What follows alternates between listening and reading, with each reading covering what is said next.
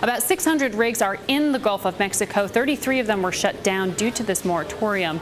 The state treasurer is on the same page as his governor when it comes to this issue. We welcome back to this program John Kennedy, who is joining us live from Baton Rouge today.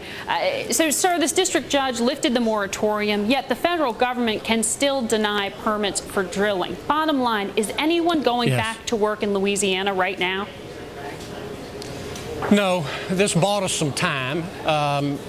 Certainly, we're glad that the district judge enjoined the moratorium, but there's going to be an appeal. Secretary Salazar has issued a new order declaring a moratorium, so we're kind of in limbo. I'm pleased with the ruling, but it could turn out to be a short-term victory. We just don't know yet. But in light of all this confusion and absence of understanding, most oil and gas companies are taking a wait-and-see attitude, and ultimately this is going to hurt the energy needs of this country. So are the companies and the drillers who do business in your state, I'm sure you're in contact with them, are they staying in Louisiana? Are they ready to go back to work and willing to do so right now? Well, some have already made a decision to move. They can go to Trinidad. Well, I don't want to name names. I don't want to divulge private conversations, but some have already made a decision to move because they think the moratorium will hold.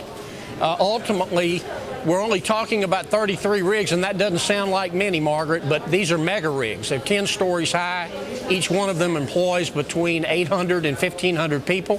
So we're talking about 25 to 50,000 jobs. And that's not including the indirect jobs. This is going to have a huge economic impact, and it won't be a positive one on this country. And you just told me then with those companies moving out of Louisiana that you've lost some of those jobs permanently. Do you have numbers for us at this point? It could be permanent. It takes a while and a lot of money to move one of these rigs, and once they move to Trinidad or Angola or another part of deep sea drilling activity, they can't just turn on a dime and come right back. They sign long-term contracts. So it wouldn't be permanent, but it could be for a long, long time, years.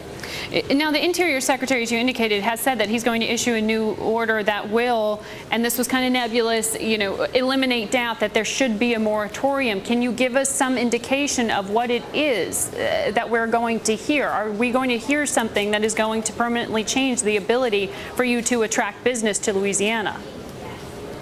Well, we just don't know yet. Look, I applaud the President and Secretary Salazar for wanting to do something, but they've done the wrong thing. We don't need a moratorium. We need enforcement of the law. It is clear that the people at MMS under this administration, the past administrations, and probably administrations before that, were acting like a bunch of chuckleheads. They weren't doing their job.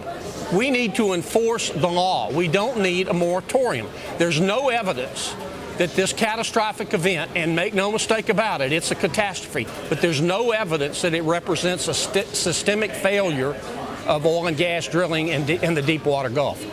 Sir, I've seen estimates that one oil and gas job either supports 3 others or as many as 8 others in your state. Give me a sense, what are you working with back of the envelope in terms of the spillover from this spill on property values and the like, on the budget of your state? Well, it's going to impact us in so many ways. If you lose 50,000 direct jobs, you lose 150,000 indirect jobs. It affects the value of your property. It affects your sales tax collections. It affects your corporate income and franchise tax. It affects your personal income tax collections. The impact on our commercial and recreational fishing impacts our way of life, our self-identity, our culture. And that's not even talking about the huge insult to our environment. All right. Well, good luck with this. We will track you and your story. Thank you, John Kennedy, joining us live from Baton Rouge.